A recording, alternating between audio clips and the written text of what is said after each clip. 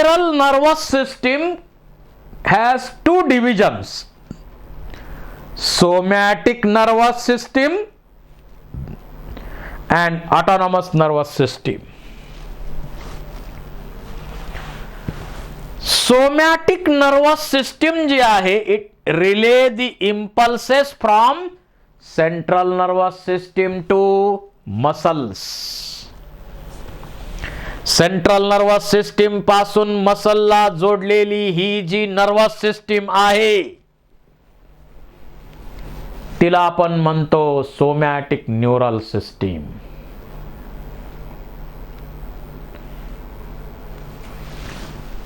यानंतर peripheral nervous सिस्टीमचा second अतिशय महत्वाचा component autonomous nervous system. Autonomous nervous system is a part of peripheral nervous system which is not under conscious control of brain. काही गोष्टी आपल्या शरीरात automatic चालल्या पाहिजेत, त्यासाठी प्रत्येक वेळी परमिशन ब्रेनची घ्यायची आवश्यकता नाही. काही गोष्टी ऑटोमॅटिक चालल्या पाहिजेत ॲज पर नीड. आणि त्याच्यासाठी आपल्या व्हिसरल मोमेंट्स ज्या होतात, व्हिसरल ऑर्गनच्या ज्या ऍक्टिव्हिटीज आहेत त्यावर काम करणारी, कंट्रोल ठेवणारी, रेग्युलेट करणारी आहे autonomous nervous system. So autonomous nervous system is a part of peripheral nervous system which is not under conscious control of brain. It consists of sympathetic and parasympathetic components. यामध्ये सिंपॅथेटिक आणि parasympathetic component येतात.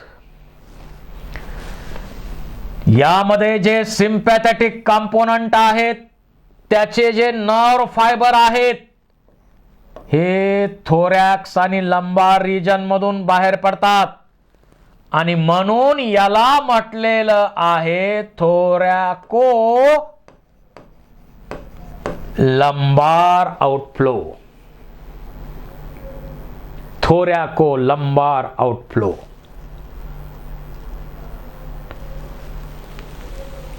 Fight and flight, adrenergic, कारण इथं energy भरपूर खर्च होते.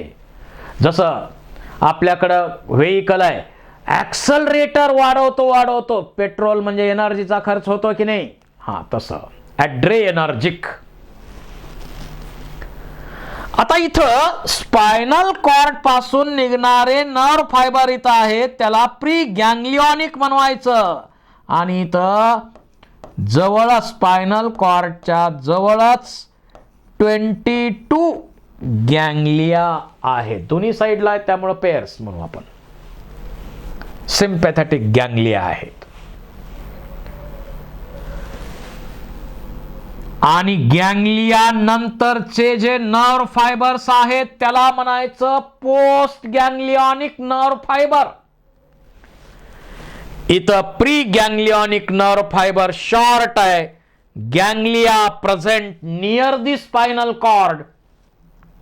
Post ganglionic nerve fibers are long and they are connected to visceral organ by plexuses, and generally it secretes adrenaline. Adrenaline acts as an accelerator in many organs. काही ठिकाणी ऍक्सेलरेटर, काही ठिकाणी डिऍक्सेलरेटर, पण जनरली ऍक्सेलरेटर. आणि त्यामुळे त्याला फ्लाइट, फाइट, इमर्जन्सीला याची मदत होते आपल्याला. आपण रस्त्याच्या कडेने निघालोय ना, अचानक आपल्या पायाच्या खाली असं आलं सळसळ करत आलंय, पटकन उडी मारणार. अशा वेळी आपल्याला फ्लाइट अँड फाइट सिस्टीम महत्वाची आहे.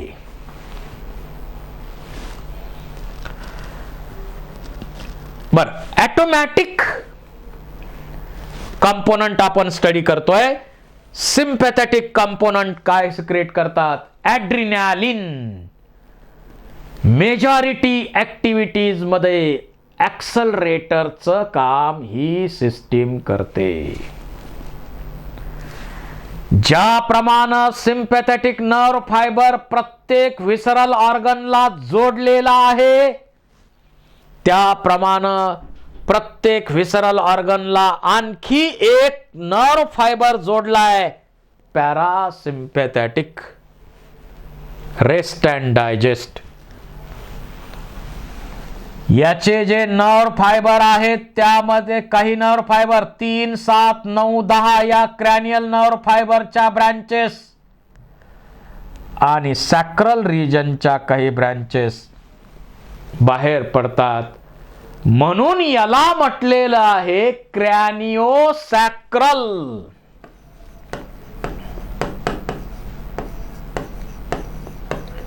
आउटफ्लो. यांच्यामध्ये pre ganglionic nerve fibres long असतात, post ganglionic nerve fibres are very short. Ganglia present near the visceral organ और inside the visceral organ. Post ganglionic nerve fibres are connected to visceral organ by plexus. आणि यामधून या post ganglionic nerve fibre मधून acetylcholine secrete होतं. Generally it decelerate rate of reaction. ही nervous system decelerator. जसं आपण speed वाढवायचा आहे, ऍक्सलरेटर वाढवला, पुन्हा वाढलेला स्पीड कमी करायचा आहे, डीएक्सलरेटर. तसं ही पॅरासिम्पॅथेटिक सिस्टीम जी आहे ती डीएक्सलरेटरचं काम करते. आपण आता एक एक्झाम्पल घेऊ आणि ही सिस्टीम कशी वर्क करते त्याचा स्टडी करूया. आपली हार्टबीट, आपल्या हार्टला एक सिम्पॅथेटिक कंपोनंटचं कनेक्शन दिलंय, पॅरासिम्पॅथेटिकचं सुद्धा दिलंय. आता काम कसं करतात हे बघू. आपला हार्टबीटचा नॉर्मल रेट किती आहे? 72 पर मिनिट. त्याच्यासाठी ऑटोनॉमस नर्वस सिस्टीमची गरज नाही, ते ऑटोमॅटिक आहे. परंतु आपण आता चालायला लागलोय, चालत चालत पळायला लागलोय. यावेळी आपला हार्टबीटचा रेट वाढतो की नाही? कारण त्यावेळी आपल्याला ब्लड सर्क्युलेशन वाढवायचंय, हार्टबीट वाढवायचे. त्यावेळी सिम्पॅथेटिक कंपोनंट काय करतो? ॲड्रिनॅलिन सिक्रेट करतो आणि त्यामुळे हार्टबीटचा रेट वाढतो.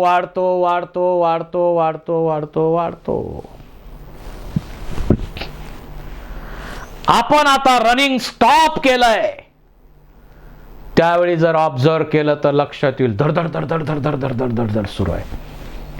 आता रनिंग स्टॉप केलंय, त्यामुळं एवढ्या हार्टबीटची गरज आहे का? नाही. मग लगेच ऍसिटिल कोलिन सिक्रीट होणार पॅरासिम्पॅथेटिक कंपोनंट कडनं. ऍसिटिल कोलिनची लेवल वाढली तसा हार्टबीटचा रेट कमी. ऍसिटिल कोलिनची लेवल जास्त, हार्टबीटचा रेट कमी म्हणजे किती? पुन्हा 72 पर्यंत.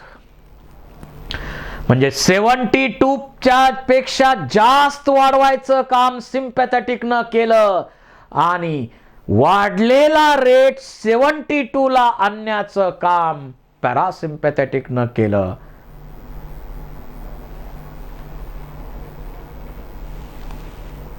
आपल्याला एकदम शांत आराम वाटतो थोड्या वेळानं, कारण ऍसिटिल कोलिन जास्त सिक्रेट झालं, त्यामुळं रेट पुन्हा 72 ला आणला. कोलिएनर्जिक या सिस्टीमला असं म्हणतो. आता एक एक्झाम्पल पाहिलं, त्याच्यामध्ये सिम्पॅथेटिकनं रेट वाढवला, पॅरासिम्पॅथेटिकनं कमी केला, परंतु थोडासा फरक आहे. ऑर्गन टू ऑर्गन कोण वाढवतं कोण कमी करतं याच्यात थोडा फरक आहे. पहा, प्युपिल आपल्या डोळ्यामध्ये, प्युपिल डायलेट करतं, हे सलायवेशन इनहिबिट करतं, हार्टबीट वाढवतं, लंग्स एअरवे रिलॅक्स करतं. म्हणजे डायजेस्टिव्ह, रेस्पायरेटरी, एक्सक्रिटरी सिस्टीम असतील तर सिम्पॅथेटिक काय करतं, कमी करतं रेट आणि बाकीच्या ठिकाणी वाढवायचं काम करतं. पहा, dilate pupil, inhibit salivation, increase heartbeat, relax airways in lungs, inhibit activity of stomach. त्यानंतर लिव्हर कडनं stimulate release of glucose, inhibit gall bladder, inhibit activity of intestine, secrete epinephrine, nor epinephrine. त्यानंतर युरिनरी ब्लॅडर रिलॅक्स होणार, genital organ ची activity कमी केली जाणार सिम्पॅथेटिकनं. Parasympathetic त्याच्या विरुद्ध कॉन्स्ट्रिक्ट दी पीपल, पीपलचं कॉन्स्ट्रिक्शन होत आहे, सलायवा सिक्रिशन स्टिम्युलेट होत आहे, पण हार्ट बीट कमी करत आहे, लंगचा एअरवे कॉन्स्ट्रिक्ट करत आहे, stimulate the activity of stomach, inhibit the release of glucose, stimulate the gallbladder, stimulate the intestine, contract the urinary bladder and promote erection of genital organs. म्हणजे काही ऑर्गनच्या बाबतीत सिम्पॅथेटिक स्टिम्युलेट करतं, काहींच्या बाबतीत इनहिबिट करतं. Inhibit करणाऱ्या सिस्टीम जनरली कोणत्या आहेत, डायजेस्टिव्ह, रेस्पायरेटरी, एक्सक्रिटरी.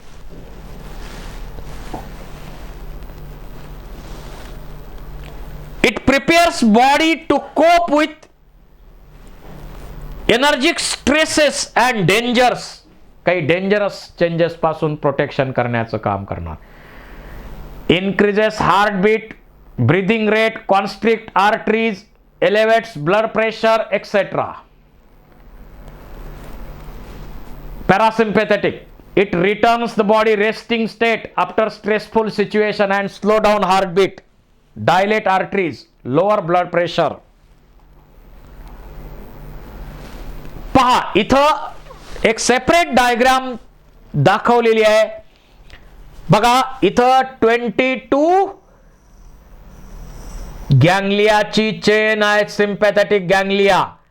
हे गँग्लियॉनच्या पूर्वीचे nerve fibre, pre ganglionic nerve fibre, ganglia present near the spinal cord.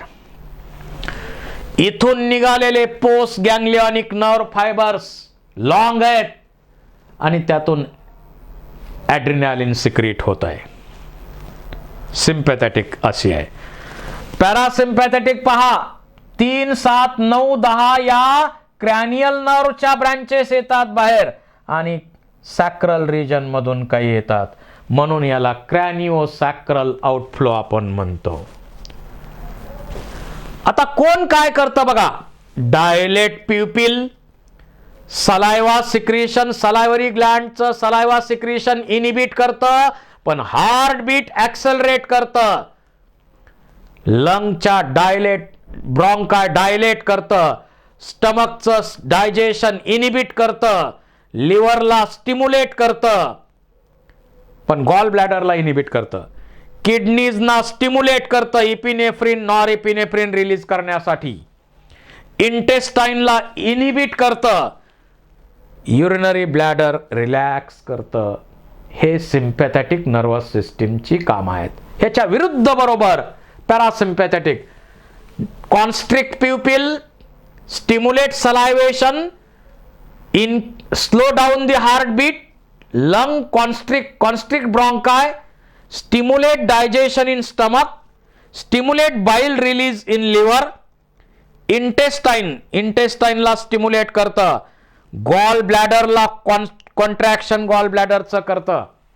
अशा प्रकारे प्रत्येक व्हिसरल ऑर्गनला 2 कनेक्शन दिलेले आहेत.